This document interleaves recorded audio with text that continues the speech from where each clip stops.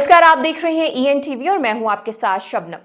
हिमाचल प्रदेश के इंदौरा विधानसभा क्षेत्र के अंतर्गत आने वाले मंड क्षेत्र में ब्यास नदी के अस्तित्व पर अवैध खनन का काला साया गहराता जा रहा है। पिछले कई वर्षों से यहां रात के अंधेरे में माफिया की सक्रियता इस कदर बढ़ गई है कि पूरी नदी का स्वरूप छलनी हो चुका है। हर रात सैकड़ों की संख्या में ट्रैक्टर और भारी मशीनें नदी के सीने को चीरकर कच्चा माल निकाल रही हैं, जिसे सीमा पार पंजाब के स्टोन क्रशरों तक धड़ल्ले से पहुंचाया जा रहा है।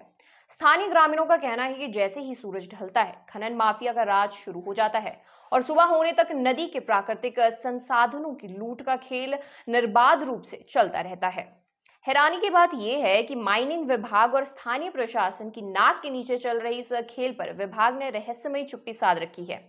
मीडिया और स्थानीय लोगों द्वारा बार बार मुद्दे उठाए जाने के बावजूद आज तक कोई ठोस कार्रवाई जमीन पर नजर नहीं आई है। ग्रामीणों का स्पष्ट आरोप है कि राजनीतिक दबाव और विभागीय मिलीभगत के चलते ही खनन माफिया इतना बेखौफ है। हालांकि ग्रामीणों ने कई बार एसडीएम इंदौरा को लिखित शिकायतें भी सौंपी हैं, लेकिन शिकायतों के ये पुलिंदे फाइलों में ही दबे रह गए हैं और अवैध खनन का धंधा थमने के बजाय और अधिक फलने फूलने लगा है। इस अंधाधुंध खनन का असर अब केवल नदी तक सीमित नहीं रहा, बल्कि पूरे मंड क्षेत्र के पर्यावरण पर इसका विनाशकारी प्रभाव देखने लगा है। पर्यावरण प्रेमियों ने चेतावनी दी है कि नदी तल के गहरा होने से न केवल जल स्तर नीचे गिर रहा है, बल्कि भविष्य में भूस्खलन का बड़ा खतरा पैदा हो गया है। ब्यास नदी का प्राकृतिक स्वरूप बिगड़ने से स्थानीय किसानों की खेतीबाड़ी और पशुपालन पर भी संकट मंडरा रहा है। यदि समय रहते इस पर अंकुश नहीं लगाया गया, तो आने वाले वर्षों में क्षेत्र को गंभीर जल संकट और उपजाऊ भूमि के कटाव का सामना करना पड़ेगा।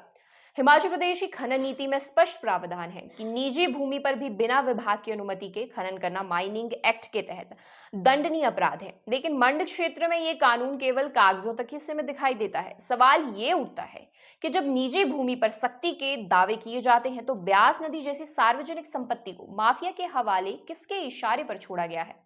अब जनता की नजरें प्रशासन और माइनिंग विभाग पर टिकी हुई है कि क्या वे अपनी गहरी नींद से जाकर ब्यास के अस्तित्व को बचाएंगे या फिर माफिया को यूं ही नदी का सीना छलनी करने की खुली छूट मिलती रहेगी। ऐसी तमाम खबरें जानने के लिए देखते रहिए ईएन टीवी। नमस्कार।